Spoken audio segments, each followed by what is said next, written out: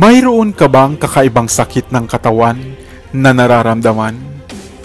Maaari kayang ito ay isang kulam? Hello, what's up? Your best here. Sa videong ito ay alamin natin ang mga natatanging senyales o palatandaan na maaring ikaw ay kinukulam o binabarang. Kaya kung bago ka pa lamang sa ating channel ay huwag mong kalimutan na pindutin ang subscribe button at ang notification bell upang lagi kang updated sa aking mga bagong uploads. Sa panahon ngayon na hindi na nga pinaniniwalaan ng karamihan ang ganitong mga bagay-bagay. Mga bagay na sa palagay ng ilan ay pawang haka-haka na lamang. At ayon naman sa siyensya at medisina, ito ay walang pruweba at katotohanan. Subalit ginawa ko pa rin ang video na ito upang kahit papaano ay maging dagdag na kaalaman para sa mga taong nakaranas na o patuloy na naniniwala pa sa bagay na ito. Ang kulam o barang ay isang espiritual na karamdamang lalang ng mga taong mayroong dunong o alam sa itim na kaalaman o mahika. Karamdamang madalas ay nagdudulot na ng labis na kirot sa may katawan, subalit walang anumang makitang sanhi ang mga doktor o eksperto. Madalas pa nga ay humahantong ito sa pagpanaw. Subalit bakit nga ba nangyayari ang pangkukulam? Karaniwang dahil ito sa mga inggit, sa trabaho, sa pag-ibig, sa inis, o dahil mayroon kang natapakan o naagrabyadong ibang tao at nais niyang gumanti sa iyo at ang paraang ito ang kanyang naisip. Narito ang mga senyales at palatandaan na maaring ikaw ay nasa ilalim ng isang itim na mahika ng pangkukulam. Siyasatin ang iyong sarili at nararamdaman at alamin kung nagaganap ba o nararanasan mo ang mga bagay na ito. Number 1. Madalas kang managinip ng mga yumauna na hindi mo naman kakilala. Number 2. Nananaginip ka ng mga nakakikilabot na hitsura ng mga tao na mayroong masamang balak sa iyong buhay. At tuwing nagaganap ito ay hindi ka makahinga na parang binabangungot na nga. Number 3. Madalas ka ring managinip ng mga ahas at maruruming lugar at mababahong amoy na hindi mo maipaliwanag. Number 4. Bigla ka na lamang nagigising na takot mula sa iyong malalim na pagkakatulog at habol-habol mo nga ang iyong paghinga.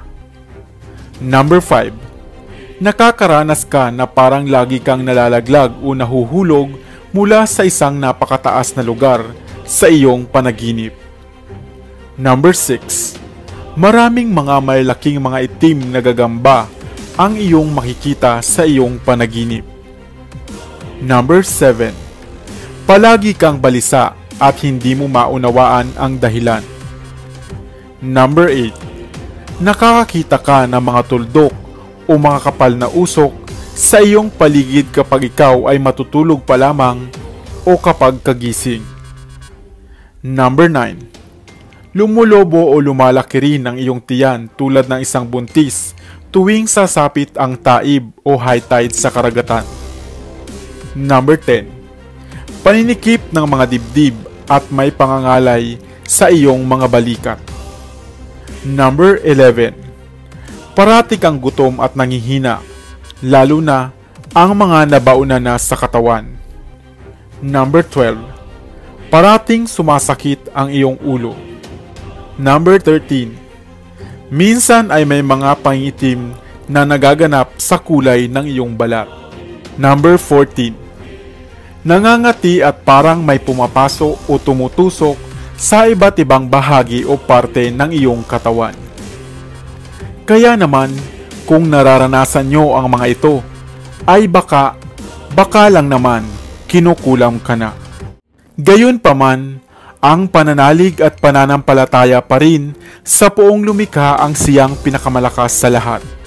Kaya iwasan natin ang makapanakit ng damdamin ng iba upang makaiwas sa ganitong mga bagay-bagay.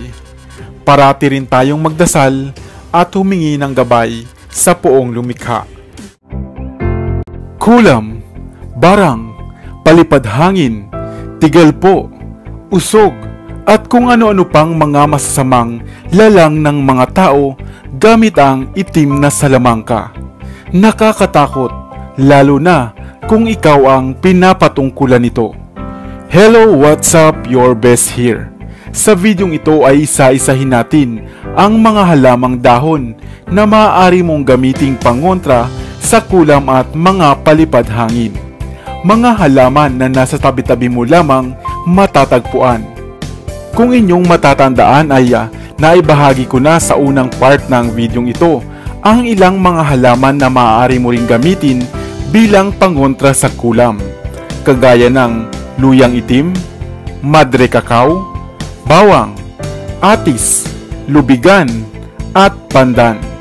Kaya naman dadagdagan pa natin ang mga halamang ito na maaari mong pagpilian. Bakit nga ba tayo madalas kinukulam?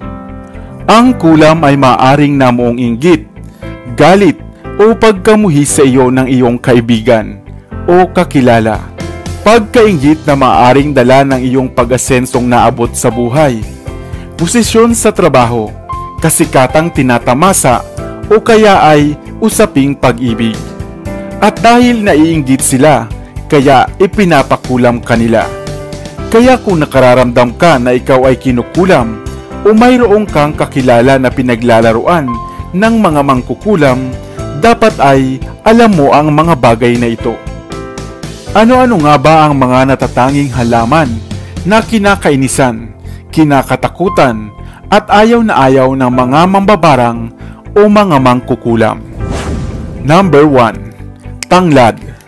Ang halamang tanglad na madalas mo ngang ginagamit sa pagluluto ay isang mabisang herbal plant at pangontra rin sa lalang ng tao, palipad hangin o kulam. Kumuha ka lamang ng isang tangkay nito at pakuluan. Pagkatapos ay gamitin ito bilang panghuling banlaw. Marapat na mabanlawan ito ang buong mong katawan. Maaari ka ring maglagay ng bugkos ng dahon ng tanglad sa 4 na sulok ng bahay bilang proteksyon. Sa tulong nito ay matataboy mo o makakaiwas ka sa mga maitim na mahika. Number 2. Dahon ng anonas. Pamilyar ka ba sa halamang ito na tinatawag na anonas? Ito ay isa ring munting puno na ang bunga nga ay kahawig rin ng sa puno ng atis. Kumuha ka lamang ng ilang piraso ng dahon nito at iyo ring pakuluan. At maaari mo itong gawing tsaa. Tandaan na medyo mapait ng konti ang lasa nito, kung kaya naman maaari mo rin itong sangkapan ng honey upang hindi ito masyadong mapait. Bukod pa rito, maaari ka ring kumuha ng balat ng prutas na ito at gawing panali o ring. At ilagay ito sa inyong mga hindalaki, sa kamay at sa parehong paa. Number 3. Dahon ng kamyas. Ang kamyas o Averoa bilimbirin ay hindi lamang mainam na pampaasim sa mga paksiw at ibang putahe. Bagkus, ito ay sadyang magandang pangontra sa kulam o palipad hangin. Kumuha ka ng 3 hanggang 7 piraso ng dahon nito, hugasan at pakuluan din. Ang pinagpakuluan nito ay maaari mong gamiting pampaligo bilang huling banlaw. At ang matitira naman ay gawing tsaa upang ma-cleanse ka inside out laban sa mga bad energy o mga bad elements. Number 4. Dahon ng laurel. Ang sariwang dahon ng laurel o ang tuyong dahon ng laurel ay isa ring mainam na pangontra laban sa mga lalang ng tao, gaya ng kulam o barang. Maaari mo itong ilaga. Kumuha ka ng 1 piraso ng sariwang dahon ng laurel at pakuluan. Ito ay gawin mo ring panghuling banlaw. Ang tuyo namang dahon nito ay maaaring gawing insenso sa pamamagitan ng pagsusunog dito. Dahil ang scent ng sinunog na dahon ng laurel ay mainam na pantaboy sa mga masamang enerhiya sa paligid. Number 5. Dahon ng sambong.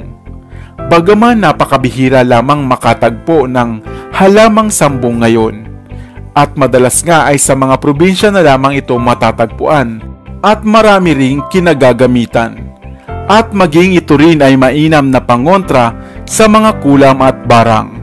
Gawin din lamang ang pagpapakulo ng dahon nito at maaring gamitin bilang huling banlaw sa inyong paliligo.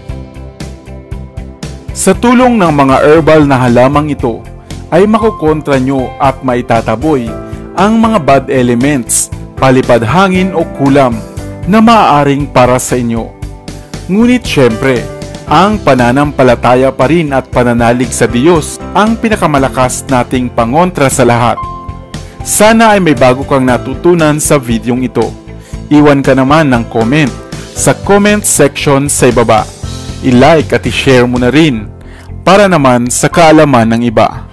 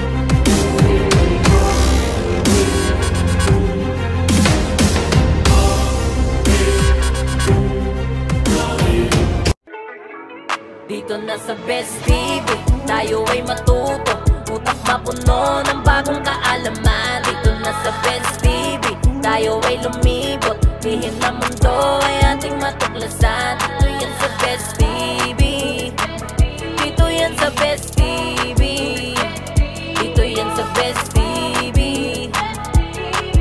Sapagkat lamang ang laki may alam, dito yan sa Best TV. Sabay-sabay tayo na matuto, pagkat dito sa mundo lamang ang siyang marunong.